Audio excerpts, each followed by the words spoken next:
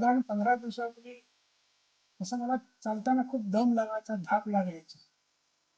मुलगा म्हटला, बाबा आपण डॉक्टरला दाखवून येऊ. म्हणलं नका, आपण काही जण मध्ये म्हटलं डॉक्टर निखिल जाधवला दाखवू. आपला त्यांचा एक्सपिरियन्स आणि बॉन्डिंग खूप चांगलं आहे. कारण माझ्या मिसेसच्या कॅन्सरच्या ट्रीटमेंटच्या वेळेस सुद्धा त्यांनी आम्हाला खूप मदत केली कोविड पिरियडमध्ये, आणि ती माझ्या लक्षात होतं.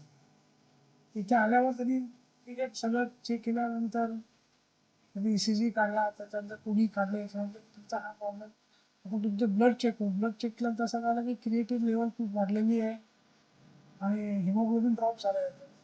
ताबडतोब त्यांनी म्हटलं आपण इथे इथे चांगले नेफ्रोलॉजिस्ट आहेत, जैन म्हणून, डॉक्टर जैन, त्यांना दाखवू. डॉक्टर गुडे म्हणून जे आहेत, तेजस गुडे, ते आहेत. असं त्यांनी नावं घेतली आणि मग मी ॲडमिट झालो. आणि मग सगळी ICUत पहिल्यांदा ॲडमिट झालो. ICUमध्ये सगळ्या ट्रीटमेंट्स त्यांच्या सुरू झाल्या. तिथे डॉक्टर झा म्हणून होते. He was a very jolly good doctor.